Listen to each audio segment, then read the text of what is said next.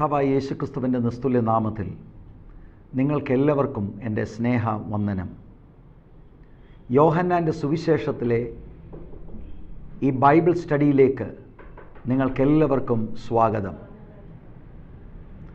കർത്താവിൻ്റെ വലിയ കൃപയാൽ നമ്മൾ 17ാമത്തെ എപ്പിസോഡിലേക്ക് ഒരുമിച്ച് കടന്നു വന്നിരിക്കുകയാണ്. ഇത്രത്തോളം നമ്മളെ നടത്തിയ ദൈവത്തിന് ഞാൻ സ്തോത്രം ചെയ്യുന്നു. ദൈവമക്കളായ നിങ്ങൾ തുടർന്നും ഈ ശുശ്രൂഷയെ ഓർത്ത് ആത്മാർത്ഥമായി പ്രാർത്ഥിക്കണം എന്ന് ഞാൻ നിങ്ങളോട് അപേക്ഷിക്കുകയാണ്. ഇന്ന് നമ്മൾ പഠിക്കുവാൻ പോകുന്നത് യോഹന്നാൻ്റെ സുവിശേഷം 2-ാം അധ്യായത്തിലെ രണ്ടാമത്തെ ഒരു സംഭവമാണ്. യോഹന്നാൻ്റെ സുവിശേഷം 2-ാം അധ്യായത്തിൽ 2 പ്രധാനപ്പെട്ട സംഭവങ്ങളെ എഴുത്തുകാരനായ യോഹന്നാൻ രേഖപ്പെടുത്തിയിട്ടുണ്ട്. അതിലൊന്നാമത്തെ സംഭവം യേശു ചെയ്ത ആദ്യത്തെ അത്ഭുതമാണ്. കാനാവിലെ കല്യാണ വീട്ടിൽ പച്ചവെള്ളത്തെ വീഞ്ഞാക്കി യേശു തൻ്റെ ആദ്യത്തെ അത്ഭുതം ചെയ്ത്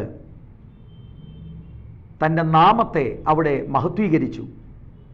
തൻ്റെ ശിഷ്യന്മാർ യേശുവിൽ വിശ്വസിച്ചു എന്ന് 2-ാം അധ്യായത്തിൻ്റെ 1 മുതൽ 11 വരെയുള്ള വാക്യങ്ങളിൽ നമ്മൾക്ക് ആ സംഭവം കാണുവാൻ കഴിയും. ഇത് നമ്മൾ പഠിച്ച് കഴിഞ്ഞതാണ്. 2-ാമത്തെ സംഭവം 13 മുതൽ ഉള്ള വേദഭാഗങ്ങളിൽ യേശു കർത്താവ് ആലയത്തെ ശുദ്ധീകരിക്കുന്ന ഒരു സംഭവമാണ്.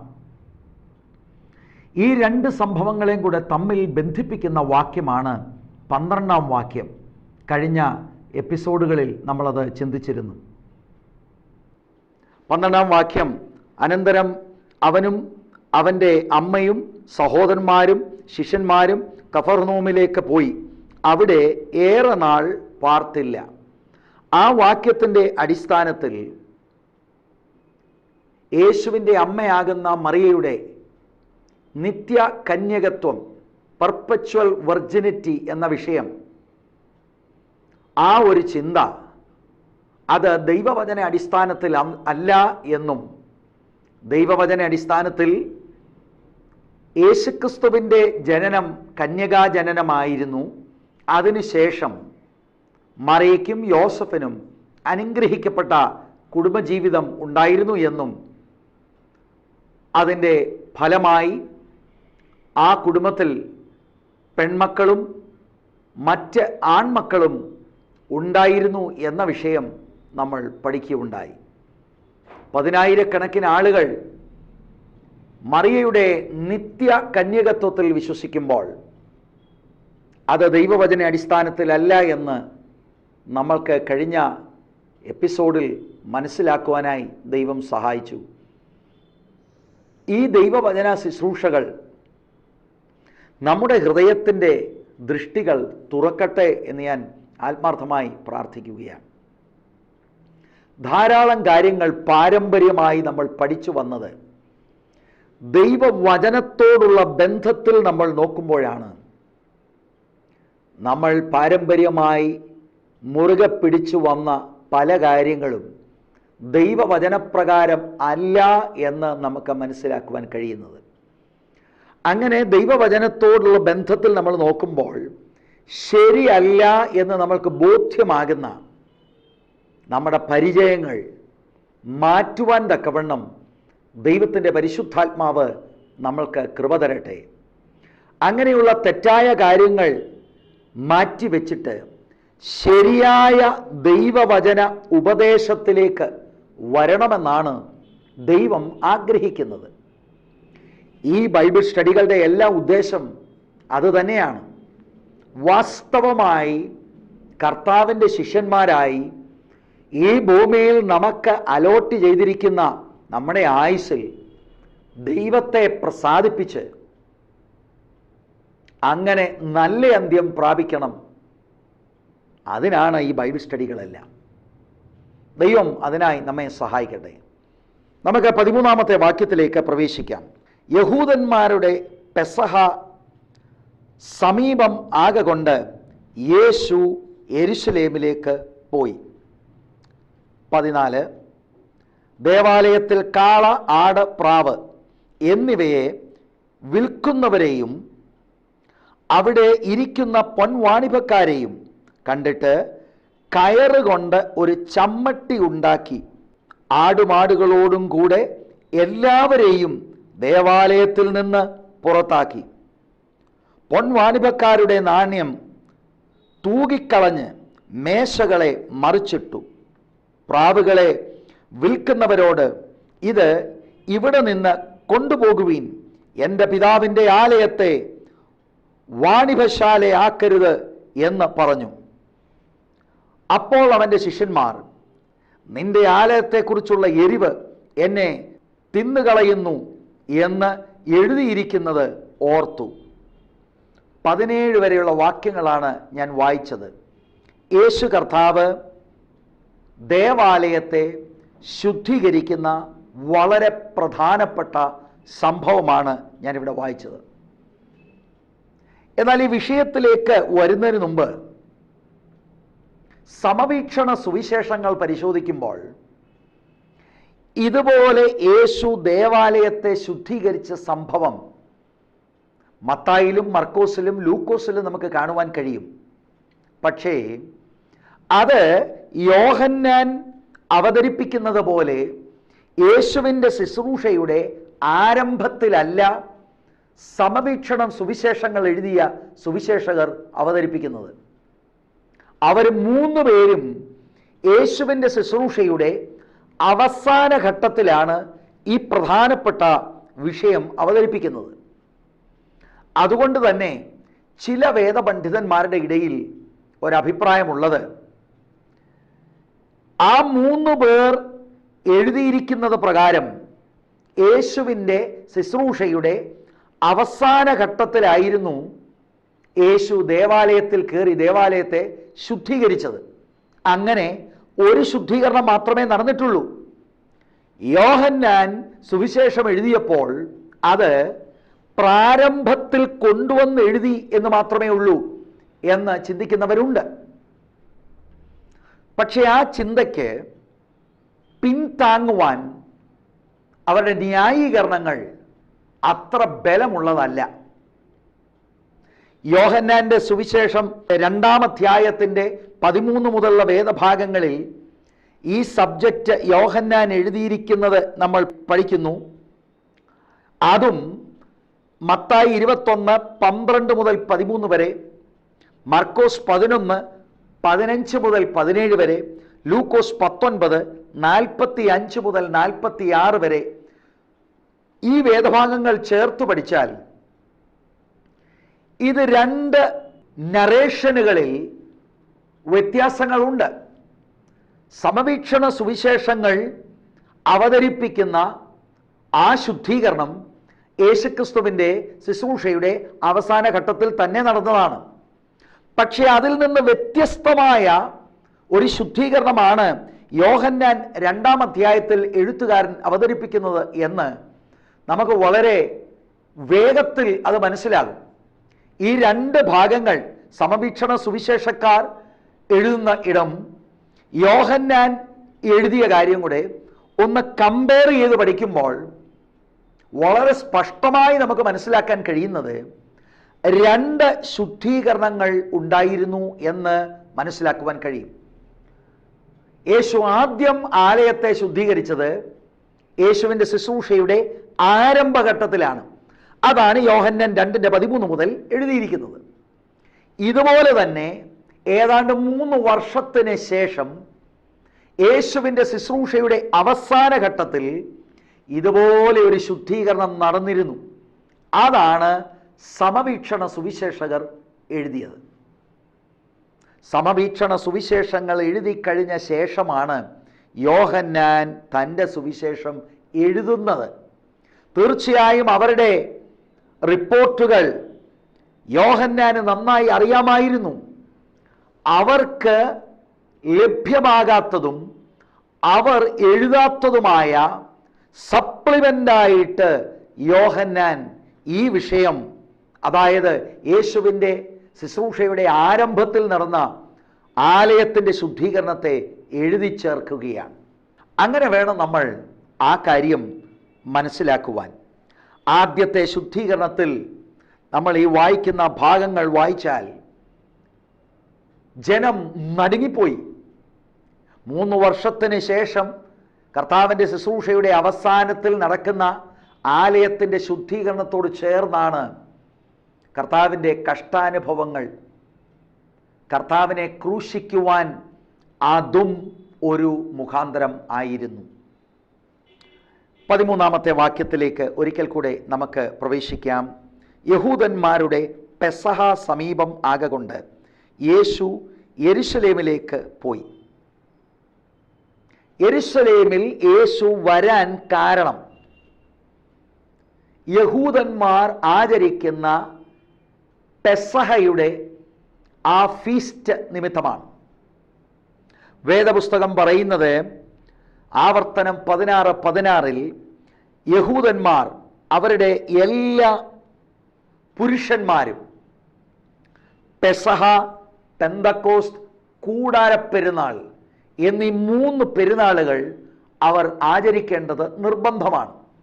അതുകൊണ്ട് ദൈവം അവർക്ക് കൊടുത്ത നിയമപ്രകാരം യേശു കർത്താവ് പെസഹ ആചരിക്കുവാനായി യെരുശലേമിലേക്ക് വരികയാണ്. തീർച്ചയായും പെസഹയോട് ചേർന്ന് പുളിപ്പില്ലാത്ത അപ്പത്തിൻ്റെ പെരുന്നാളും യേശു ആചരിക്കും. അതിനുവേണ്ടിയാണ് യെരുശലേമിലേക്ക് വരുന്നതായിട്ട് ഈ 13-ാം വാക്യം നമുക്ക് മനസ്സിലാക്കുവാൻ കഴിയുന്നത്. ഈ 13-ാം വാക്യത്തിൽ മാത്രമല്ല, 6:4, 11:55 എന്നീ വാക്യങ്ങൾ പരിശോധിച്ചാൽ 3 പെസഹായെക്കുറിച്ച് യോഹന്നാന്റെ സുവിശേഷത്തിൽ നമ്മൾക്ക് കാണുവാൻ കഴിയും. എന്തിനാണ് പെസഹ ഇസ്രായേൽ ജനം ആചരിച്ചത്? ദൈവം അവർക്ക് കൊടുത്ത നിയമമാണ്. തലമുറയായി അവരത് ആചരിക്കണമെന്ന് വളരെ നിർബന്ധമായി ദൈവം തിരുവെഴുത്തിൽ അവരോട് പറഞ്ഞിട്ടുണ്ട്. പഴയ നിയമം നമ്മൾ പഠിക്കുമ്പോൾ അബ്രഹാമിൻ്റെ സന്തതികളാകുന്ന ഇസ്രായേൽ മക്കൾ, അബ്രഹാമിൻ്റെ മകൻ ഇസഹാക്ക്, ഇസഹാക്കിൻ്റെ മകൻ യാക്കോബ്, യാക്കോബിന് 12 ആൺമക്കളും ഒരു പെൺകുട്ടിയും ഉണ്ടായിരുന്നു. ആ 12 ആൺമക്കളിലൂടെ അവരാണ് ഇസ്രായേൽ ജനത്തിലെ 12 ഗോത്ര പിതാക്കന്മാർ. ആ 12 മക്കളുടെ സന്തതികളായി പെരുകിയ ജനം മിസ്രൈം എന്ന് പറയുന്ന ദേശത്ത് അവർ സ്ലേവ്സായി മാറി. മിസ്രൈമിലേക്ക് അവരെങ്ങനെ വന്നു? യാക്കോബിൻ്റെ മകനായിരുന്ന യോസെഫ് മിസ്രൈമിൽ എത്തിച്ചേരുന്ന ചരിത്രം ഉൽപ്പത്തി പുസ്തകത്തിൽ നമുക്ക് കാണുവാൻ കഴിയും. അവിടെ യോസെഫ് ഫറവോന്റെ അസിസ്റ്റന്റായി മാറുന്നു. അങ്ങനെ തൻ്റെ ജ്യേഷ്ഠന്മാരും പിതാവാകുന്ന യാക്കോബും മിസ്രൈമിൽ വന്ന് അവർ ഗോഷൻ ദേശത്ത് സെറ്റിൽ ചെയ്യുന്നതായിട്ട് നമ്മൾക്ക് ദൈവവചനത്തിൽ നിന്ന് പഠിക്കുവാൻ കഴിയും. പക്ഷേ കാലം കുറെ മുന്നോട്ട് പോയി. ഇസ്രായേൽ ജനം വലിയ പുരുഷാരമായി മാറി, വലിയ മൾട്ടിറ്റ്യൂഡായി മാറി. ദേശത്തവർ പെരുകി. ആ സമയത്ത് യോസഫും ആ തലമുറയൊക്കെ മരിച്ചുപോയിരുന്നു.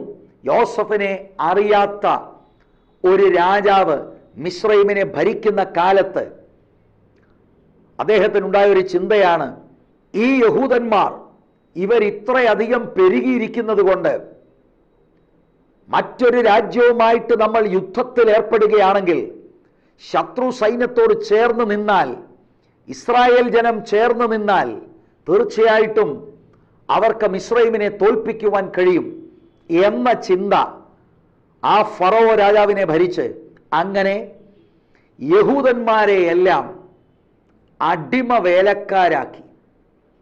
ഇതൊക്കെ നേരത്തെ തന്നെ ദൈവം ഇവരുടെ പിതാവാകുന്ന അബ്രഹാമിനോട് പറഞ്ഞിരുന്നു. നിന്റെ സന്തതി അന്യദേശത്ത് പോകും, 400 വർഷം അവിടെ അടിമവേല ചെയ്യും, അവരെ ഉപദ്രവിക്കുന്ന ആ ദേശത്തെ ഞാൻ ന്യായം വിധിക്കും എന്നൊക്കെയുള്ള ദൂത് നേരത്തെ തന്നെ ദൈവം അബ്രഹാമിനോട് പറഞ്ഞിരുന്ന സംഭവങ്ങളാണ്. അങ്ങനെ തലമുറകളായിട്ട് അവരടിമവേല ചെയ്യുവാൻ തുടങ്ങി. എന്നാൽ ദൈവത്തിൻ്റെ വാഗ്ദത്തം അനുസരിച്ച് 4ാം തലമുറയായപ്പോൾ ഇസ്രായേൽ ജനത്തിൻ്റെ കഷ്ടതയുടെ കരച്ചിൽ കണ്ട് സർവശക്തനായ ദൈവം മിസ്രൈമിൽ ഇറങ്ങി വന്ന് മോശ എന്ന് പറയുന്ന ഒരു മനുഷ്യനെ കരങ്ങളിലെടുത്ത് അവരെ ഉപദ്രവിക്കുന്ന ഫറവോന് എതിരെ ഉപയോഗിക്കുകയാണ്.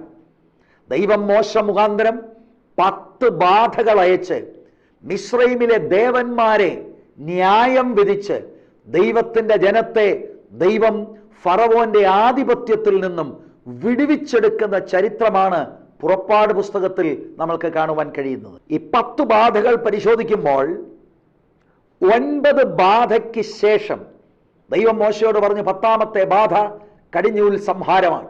ഇസ്രായേൽ ജനം ഓരോ കുടുംബവും ഓരോ ആടിനെ വെച്ചെടുക്കണം. ആബീബ് മാസം 10ാം തീയതി 1 വയസ്സ് പ്രായമുള്ള മെയിലായിരിക്കുന്ന ഒരാടിനെ എടുത്ത് 14ാം തീയതി വരെ സൂക്ഷിക്കണം. 14ാം തീയതി സന്ധ്യയാകുമ്പോൾ അതിനെ അറുത്ത് ഒരു തളികയ്ക്കകത്ത് അതിൻ്റെ ചോര കളക്ട് ചെയ്ത് ഹിസോപ്പ് കൊണ്ട് ഈ ചോര മുക്കി കട്ലപ്പടിമേലും കുറുമ്പടിമേലും പുരട്ടണമെന്ന് ദൈവം ആവശ്യപ്പെട്ടു. അങ്ങനെ അവർ ദൈവത്തിൻ്റെ ഇൻസ്ട്രക്ഷൻ അനുസരിച്ച് കുഞ്ഞാടിൻ്റെ രക്തം ഈ ഡോർ പോസ്റ്റുകളിൽ പുരട്ടുകയാണെങ്കിൽ കടിഞ്ഞൂൽ സംഹാരത്തിനിറങ്ങുന്ന മരണദൂതൻ അവരുടെ ഭവനത്തെ ഒഴിച്ച് മിസ്രൈമ്യ കുടുംബത്തിൽ കയറും. രക്തമാണ് അതിനടയാളമായി ദൈവം വെച്ചിരുന്നത്. രക്തം അടയാളമായി കാണുന്ന ഭവനങ്ങളിൽ സംഹാരദൂതൻ കയറുകയില്ല. മിസ്രൈമിലെ വീടുകളിൽ രക്തം അടയാളമായിട്ടില്ല. അതുകൊണ്ട് അവിടെ കയറി ഫറവോന്റെ ആദ്യജാതൻ മുതൽ ഏറ്റവും അവിടെ താണ ജോലി ചെയ്യുന്ന സ്ലൈവിന്റെ ആദ്യജാതൻ വരെ ഛേദിക്കപ്പെടും. അങ്ങനെ ഫറവോൻ ഇസ്രായേൽ ജനത്തെ വിട്ടയക്കും എന്ന ഒരു ഇൻസ്ട്രക്ഷനാണ് മോശയ്ക്ക് ദൈവം കൊടുക്കുന്നത്. ഇസ്രായേൽ ജനം അതനുസരിച്ച് ദൈവത്തിൻ്റെ ആ വചനങ്ങൾ പൂർണ്ണമായി അനുസരിച്ച് ആട്ടിൻകുട്ടിയെ എടുത്ത് അറുത്ത് അതിൻ്റെ രക്തമെടുത്ത് അവരുടെ ഡോർ പോസ്റ്റിന്മേൽ പുരട്ടി. അങ്ങനെ സംഹാരദൂതൻ ഇറങ്ങി മിസ്രൈമിൽ ഭയങ്കര കരച്ചിലുണ്ടായി. സംഹാരദൂതൻ ഇസ്രായേൽ ജനത്തെ ഒഴിഞ്ഞു പോകാൻ കാരണം, പാസ് ഓവർ ചെയ്യാൻ കാരണം, കടന്നു പോകാൻ കാരണം കുഞ്ഞാടിൻ്റെ രക്തമാണ്. അതുകൊണ്ട് എല്ലാ വർഷവും ഈ കടന്നുപോക്ക് സംഹാരകന്റെ ആ പാസ് ഓവർ ഓർത്ത് ദൈവം അവരെ ഈ ഭയങ്കരമായ ന്യായവിധിയിൽ നിന്ന് വിടുവിച്ചത് ഓർത്ത് അവർ ഈ ഉത്സവം, ഈ പെരുന്നാൾ ആചരിക്കുവാൻ ദൈവം അവരോട് കൽപ്പിച്ചിരുന്നു. അതാണ് പെസഹായുടെ ചരിത്രം. തീർച്ചയായിട്ടും ഈ പെസഹ കുഞ്ഞാട് വരാൻ പോകുന്ന ലോകത്തിൻ്റെ പാപത്തെ ചുമക്കുന്ന ദൈവത്തിൻ്റെ കുഞ്ഞാടാകുന്ന യേശു ക്രിസ്തുവിന് നിഴലായി നിന്നിരുന്നു. യോഹന്നാൻ 1:29 നമ്മൾ പഠിച്ചതാണ്. യോഹന്നാൻ സ്നാപകൻ യേശു ക്രിസ്തുവിനെ പരിചയപ്പെടുത്തുന്നത് ദൈവത്തിൻ്റെ കുഞ്ഞാട് എന്നാണ്. യഹൂദന്മാർക്ക് അത് വേഗത്തിൽ മനസ്സിലാകും. പെസഹ കുഞ്ഞാട് അറുക്കപ്പെട്ടതുപോലെ തന്നെയാണ് യേശു കർത്താവ് മാനവജാതിയുടെ പാപത്തിൻ്റെ പരിഹാരത്തിനായി കാൽവറി ക്രൂശിൽ യാഗമായി തീർന്നത്. അന്നവർ ഹിസോപ്പ് തണ്ടുകൊണ്ട് രക്തമെടുത്ത് അവരുടെ ഡോർ പോസ്റ്റിൽ അവർ പുരട്ടിയതുപോലെ ഇന്ന് രക്ഷിക്കപ്പെടുവാൻ, ദൈവത്തിൻ്റെ കോപത്തിൽ നിന്ന് ന്യായവിധിയിൽ നിന്ന് ഒഴിവാകുവാൻ ഹൃദയത്തിൽ വിശ്വാസത്താൽ പുരട്ടണം. യേശുവിൻ്റെ രക്തം പുരട്ടണം.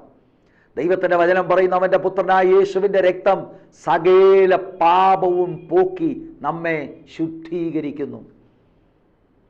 അന്ന് ആ കുഞ്ഞാട് നിഴലായിരുന്നു. പൊരുള് പുതിയ നിയമത്തിൽ യേശുക്രിസ്തുവാണ്. അപ്പോസ്തലനായ പൗലോസ് 1 കൊരിന്ത്യർ ലേഖനം 5-ാം അധ്യായം 7-ാം വാക്യത്തിൽ നമ്മുടെ പെസഹ കുഞ്ഞാടും അറുക്കപ്പെട്ടു, ക്രിസ്തു യേശു തന്നെ എന്ന് എഴുതിയിരിക്കുന്നു. ആ പെസഹ ആചരിക്കുവാൻ വേണ്ടിയാണ് യേശു യെരുശലേമിൽ പോകുന്നത്. ദൈവത്തിൻ്റെ വചനത്തിൽ യഹൂദന്മാരെല്ലാം അവരുടെ പുരുഷന്മാർ ഈ പെരുന്നാളിന് പോകണമെന്ന് ദൈവം നിർദ്ദേശിച്ചത് കൊണ്ട് ദൈവത്തിൻ്റെ ആജ്ഞ അനുസരിച്ച് ദൈവത്തിൻ്റെ പുത്രൻ യെരുശലേമിൽ പോകുകയാണ്. ആബീബ് മാസം അല്ലെങ്കിൽ നിസാൻ മാസം 14-ാം തീയതി ഉച്ച കഴിഞ്ഞ് 3 മണി മുതൽ 6 മണി വരെയുള്ള സമയത്ത് അവർ ആടുകളെ അറുത്ത് യാഗമർപ്പിക്കും. അതിനുശേഷം പെസഹായുടെ മീൽ അവർ ഭക്ഷിക്കും. ഈ സമയത്ത് അവർ ഓർക്കുന്നത്, ഞങ്ങളുടെ പിതാക്കന്മാരെ ഫറവോന്റെ ആധിപത്യത്തിൽ നിന്നും മിസ്രയീം ദേശത്ത് നിന്നും ദൈവം വിടുവിച്ചു. സംഹാരകന്റെ ആ വലിയ സംഹാരത്തിൽ നിന്നും ദൈവമാണ് ഞങ്ങളെ വിടുവിച്ചത്, ദൈവമാണ് ഞങ്ങളെ പുറപ്പെടുവിച്ചത്, ദൈവമാണ് വാഗ്ദത്ത ദേശത്തേക്ക് ഞങ്ങളെ കൊണ്ടുവന്നത് എന്നൊക്കെയുള്ള ചിന്തകൾ, എന്നൊക്കെയുള്ള ആ ഓർമ്മ അവരെല്ലാ വർഷവും ഓർക്കാറുണ്ട്. അങ്ങനെയുള്ള ഒരു പെസഹായ്ക്ക് വേണ്ടിയാണ് യേശു ഇവിടെ കടന്നു വരുന്നത്. പുറപ്പാട് പുസ്തകം 12-ാം അധ്യായം 23 മുതൽ 27 വരെയുള്ള വാക്യങ്ങളിൽ പെസഹായുടെ വിഷയങ്ങളെക്കുറിച്ച് അവിടെ ദൈവത്തിൻ്റെ വചനത്തിൽ നമുക്ക് കാണുവാൻ കഴിയും. ദൈവത്തിൻ്റെ ആ വലിയ കൃപയെ ഓർക്കുന്ന സമയമാണ്. ദൈവത്തിൻ്റെ ജനത്തെ വിടുവിച്ചതും ദൈവത്തിൻ്റെ ജനത്തെ ഉപദ്രവിച്ച മിസ്രൈമ്യരെ ദൈവം ന്യായം വിധിച്ചതും ഒക്കെ ഓർക്കുന്ന സമയമാണ്. യേശു യെരുശലേമിൽ ഈ സമയത്ത് എത്തുമ്പോൾ പതിവായി എല്ലാ വർഷവും നടക്കുന്ന പെരുന്നാളാണ്. യെരുശലേമിലെ പുരുഷാരം എന്ന് പറയുന്നത് ആ സമയത്ത് വളരെയധികം വർദ്ധിച്ചിരിക്കും.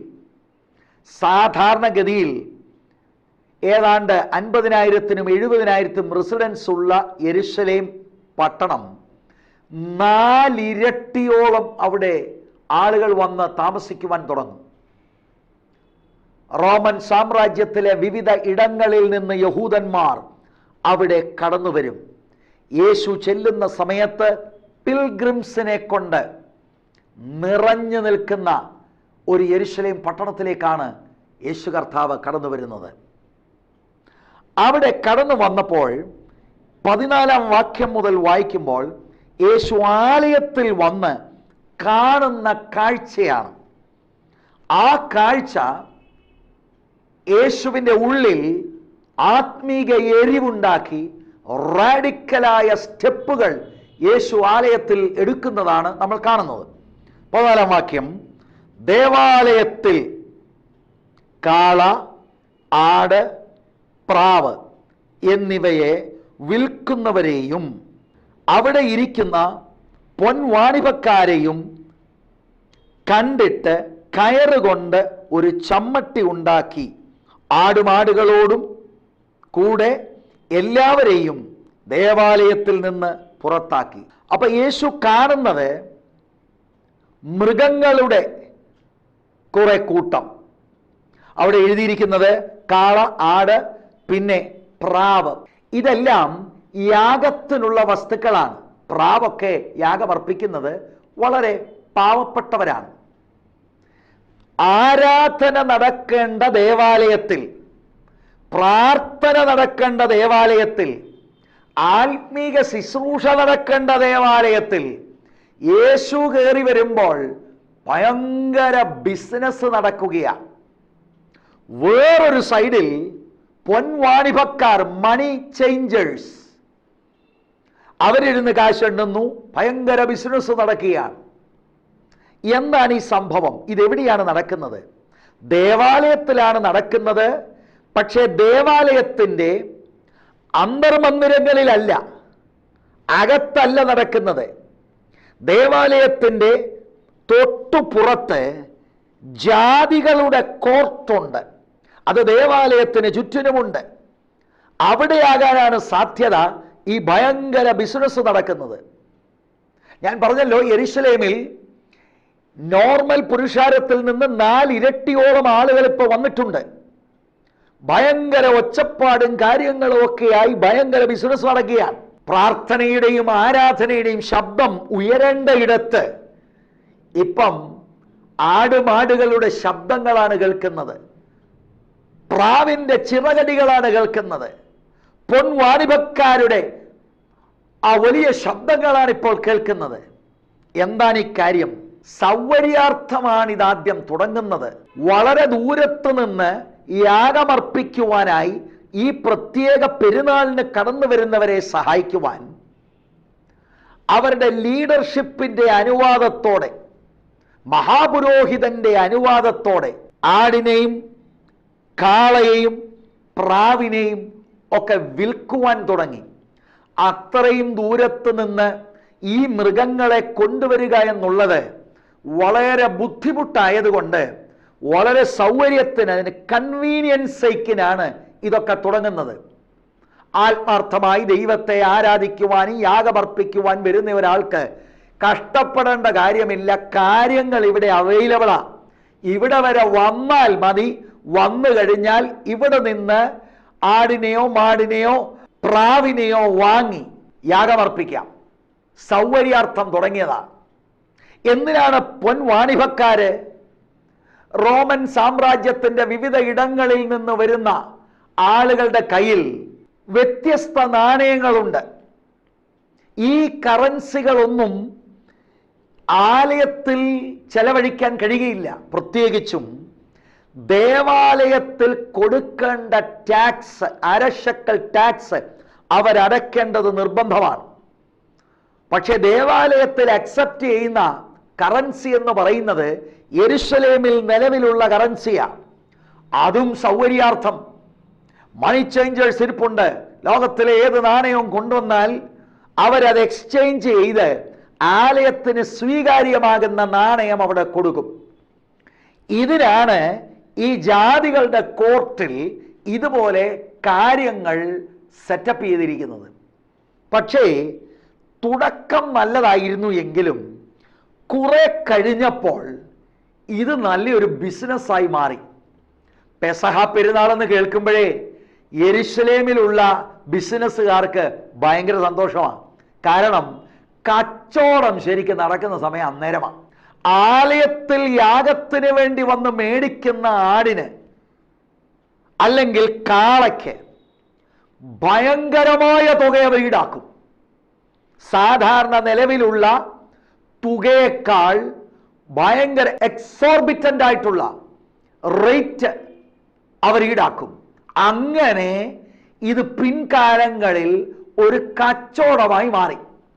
ഇനി പൊൻവാണിഭക്കാരോ 2-3% അവരെടുക്കേണ്ടതിന് പകരം, ഇൻട്രസ്റ്റ് റേറ്റ് എടുക്കേണ്ടതിന് പകരം 12-12.5% വരെ അവർ ഈ ട്രാൻസാക്ഷനിൽ പണമുണ്ടാക്കുവാൻ, ഇൻട്രസ്റ്റ് ഉണ്ടാക്കുവാൻ തുടങ്ങി. ഇതൊരു ഭയങ്കര കച്ചവടമായി മാറി.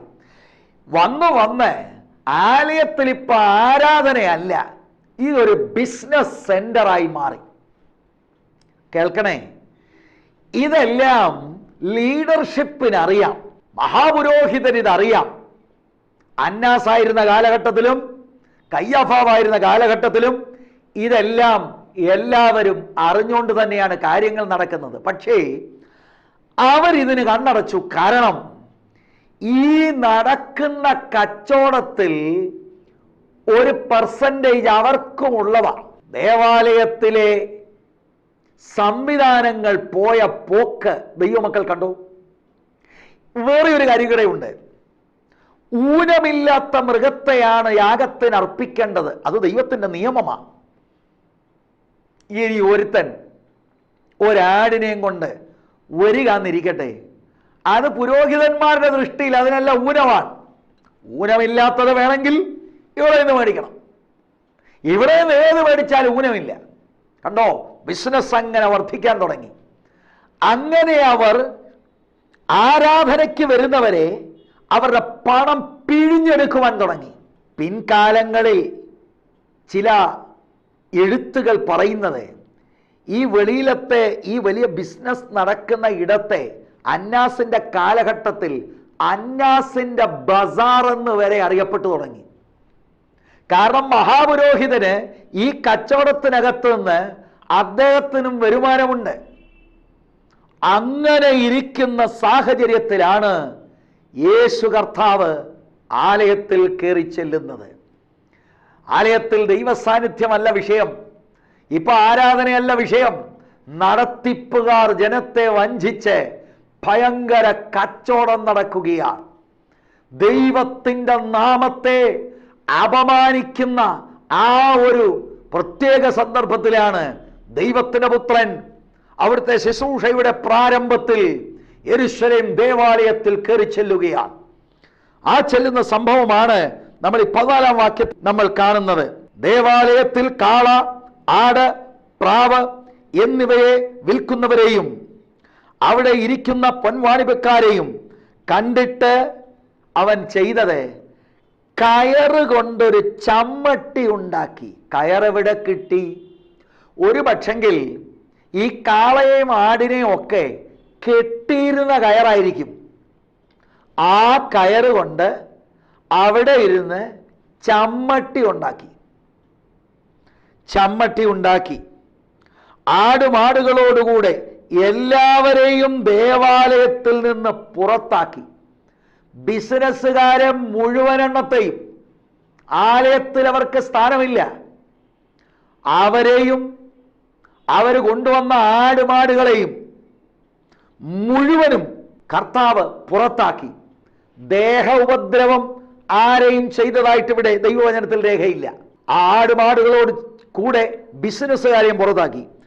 പൊൻവാണിഭക്കാരുടെ നാണ്യം തൂകിക്കളഞ്ഞു, മേശകളെ മറിച്ചിട്ടു.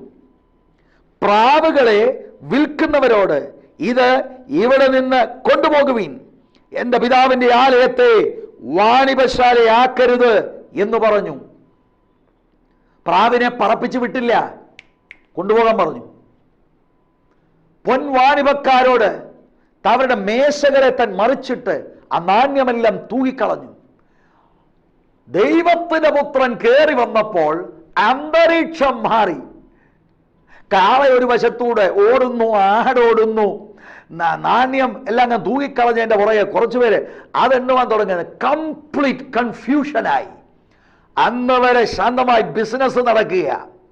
ഇതിന് മേലധികാരികളെല്ലാം ദൈവത്തിന്റെ നാമത്തെക്കാൾ ബിസിനസിനെ പ്രൊമോട്ട് ചെയ്ത് വർഷത്തിൽ കാശുണ്ടാക്കുവാനായി കണ്ട സന്ദർഭമായി ദൈവാരാധനയും ദൈവാലയത്തിന്റെ ഔട്ടർ കോർട്ടിനെയും മാറ്റിക്കഴിഞ്ഞു.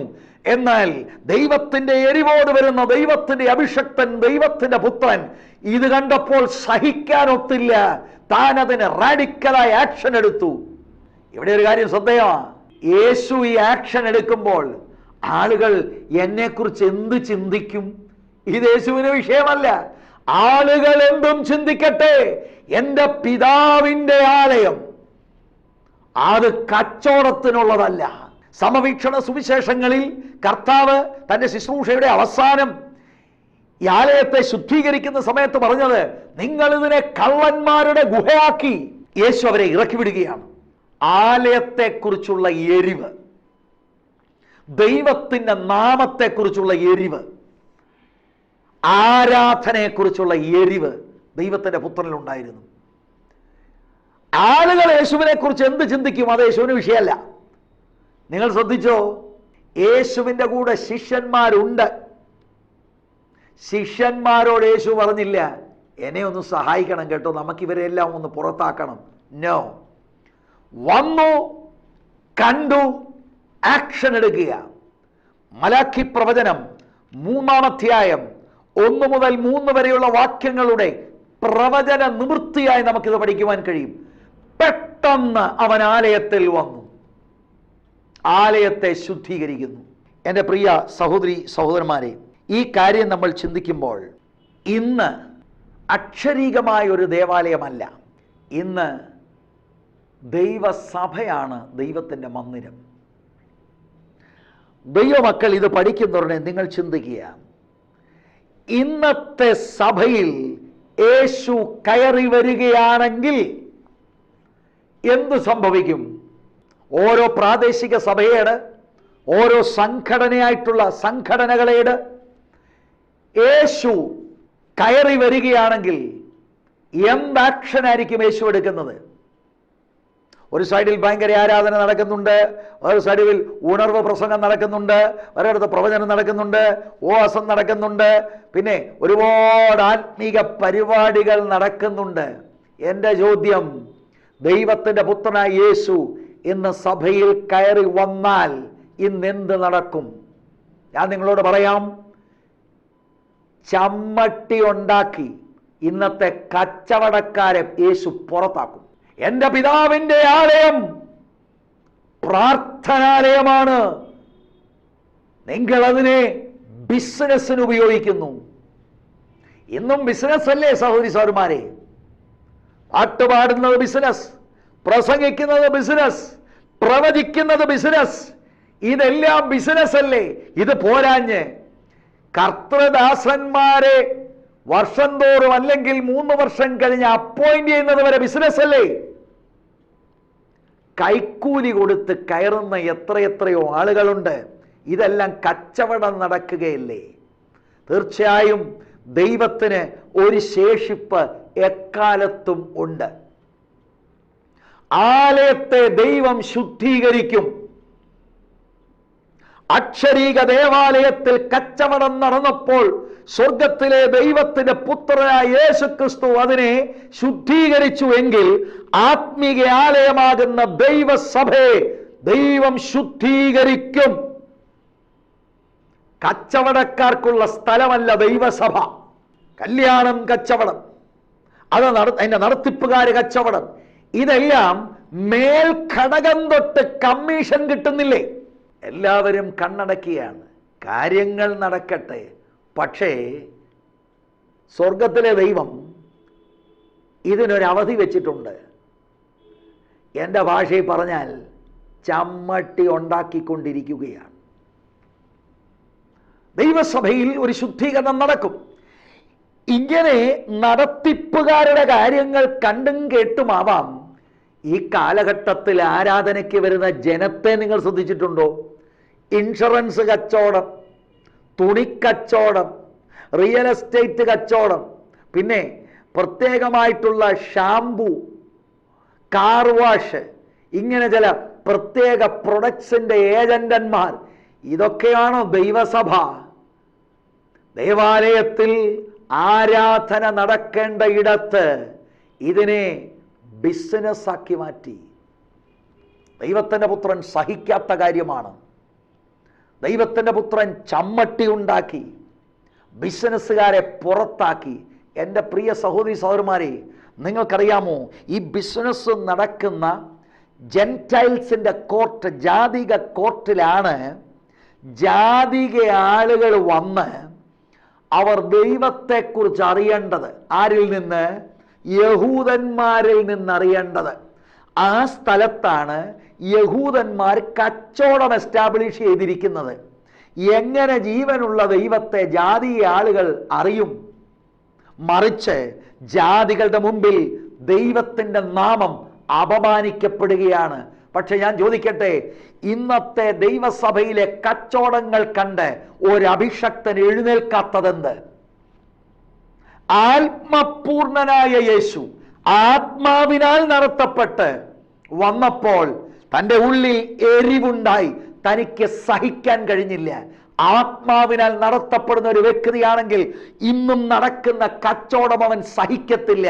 പലപ്പോഴും നമ്മൾ മൗനമായി ഇരിക്കുന്നത്, ഞാനൊരു സൈഡിൽ കൂടെ അങ്ങ് പൊക്കോളാം, ആർക്കെന്നാ വേണം, എന്തേലും അവർ ചെയ്യട്ടെ, നമ്മളൊരു സൈഡിൽ കൂടെ പോ. ആ ലൂക്കുവാമായിട്ടുള്ള വാട്ടപ്പരുവത്തിലുള്ള ആ പ്രസ്താവനകൾ, ആ രീതികൾ ദൈവവചനത്തിനോ ക്രിസ്തുവിനോ നിരക്കുന്നതല്ല. യേശുവാരോട് അഭിപ്രായം ചോദിച്ചില്ല. പിതാവിനെ പ്രസാദിപ്പിക്കുക എന്നതാണ് പുത്രൻ്റെ ദൗത്യം. തീർച്ചയായും ആത്മാവിനാൽ താൻ നടത്തപ്പെട്ടിരുന്നു. പരിശുദ്ധാത്മാവിനാൽ നടത്തപ്പെട്ടാൽ ഇങ്ങനെയുള്ള സ്വഭാവം വെളിപ്പെടും. പരിശുദ്ധാത്മ നിറവും ആത്മാവിൻ്റെ രീതികളെക്കുറിച്ച് പലപ്പോഴും നമുക്ക് മറ്റെന്തൊക്കെയോ കാഴ്ചപ്പാടുകളാണ് ലഭിച്ചിട്ടുള്ളത്. പരിശുദ്ധാത്മ നിറവാണെങ്കിൽ ആലയത്തെക്കുറിച്ചൊരു എരിവ വ്യക്തിക്കുണ്ടായിരിക്കും. തൻ്റെ സ്വന്തം റെപ്യൂട്ടേഷന് വേണ്ടിയുള്ള എരിവല്ല. ആളുകൾ നോക്കി നിൽക്കുമ്പോൾ, കർത്താവ് ഇത് ചെയ്യുമ്പോൾ കർത്താവിനെ മിസ്അണ്ടർസ്റ്റാൻഡ് ചെയ്യാൻ സാധ്യതയുണ്ട്. മാത്രമല്ല, നിങ്ങളൊരു കാര്യം ശ്രദ്ധിച്ചോ, കർത്താവ് ഇതെല്ലാം ചെയ്തു കഴിഞ്ഞിട്ടും താൻ എന്തിനിത് ചെയ്തു എന്ന് തൻ്റെ ശിഷ്യന്മാരോട് ഇത് എക്സ്പ്ലെയിൻ ചെയ്യുന്നേ ഇല്ല. എന്തെങ്കിലും ഒരു കാര്യം ചെയ്തിട്ട്, അയ്യോ അവരെന്തോ ചിന്തിക്കും, അതുകൊണ്ട് ഞാൻ അവരോട് ഇതൊന്ന് പറഞ്ഞു കൊടുക്കാം. ഒന്നുമില്ല. അവർക്കിത് മനസ്സിലായി. സങ്കീർത്തനം 69 എഴുതിയിരിക്കുന്ന ഒരു വിഷയമാണ്, ദാവീദിന് എരിവുണ്ടായതുപോലെ ദൈവത്തിൻ്റെ പുത്രന് എരിവുണ്ടായിരിക്കുന്നു.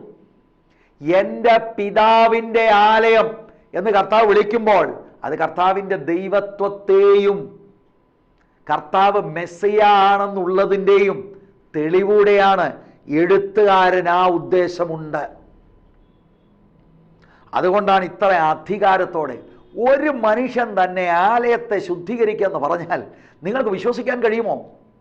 എന്തുകൊണ്ടാരും തടസ്സപ്പെട്ടില്ല? എന്തുകൊണ്ടാരും ആരും തന്നെ അറ്റാക്ക് ചെയ്തില്ല? അഭിഷേകത്തിൻ്റെ കീഴിൽ ചെയ്തു കഴിയുമ്പോൾ തൊടാനൊക്കത്തില്ല.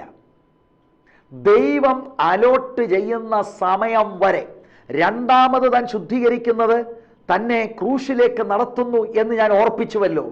ദൈവത്തിൻ്റെ സമയം വരെ ദൈവത്തിൻ്റെ അഭിഷേകത്തിൻ്റെ കീഴിൽ കാര്യങ്ങൾ ചെയ്യുമ്പോൾ ആർക്കും ഒന്നും ചെയ്യുവാൻ സാധ്യം അല്ല. അഭിഷേകത്തിലല്ലാതെ ദൈവം ഏൽപ്പിക്കാതെ ജഡത്തിൽ ചെയ്യുമ്പോൾ ദൈവത്തിൻ്റെ നാമം അവിടെ മഹിമപ്പെടുകയില്ല, മറിച്ച് അവിടെ വലിയ പ്രയാസത്തിന് കാരണമായി തീരും. ദൈവത്തിൻ്റെ നാമം പിന്നെയും അപമാനിക്കപ്പെടുവാൻ ഇടയായിത്തീരും. യേശു ദേവാലയത്തെ ശുദ്ധീകരിച്ച വിഷയം നമ്മൾ പഠിക്കുമ്പോൾ, എൻ്റെ പ്രിയ സുഹൃത്തുക്കളെ, യേശു ദൈവസഭയെ ശുദ്ധീകരിക്കും. ആത്മാവ് അതിൻ്റെ നിലയിൽ ദൈവസഭയിൽ വ്യാപരിക്കുമ്പോൾ ശുദ്ധീകരണം ഉണ്ടാകും. ബിസിനസ്സിൻ്റെ ഒരു തരി പോലും കാണില്ല. ഇന്നത്തെ വലിയ വൻപൻ കച്ചവടക്കാരെ ആത്മാവിൻ്റെ വ്യാപാരമുണ്ടായി ഉണർവ് നടക്കുമ്പോൾ അവർ പുറത്തു പോകും. CD വിറ്റും പാട്ട് വിറ്റും പ്രസംഗം വിറ്റും കച്ചവടം നടത്തുന്ന ആളുകളുണ്ടല്ലോ,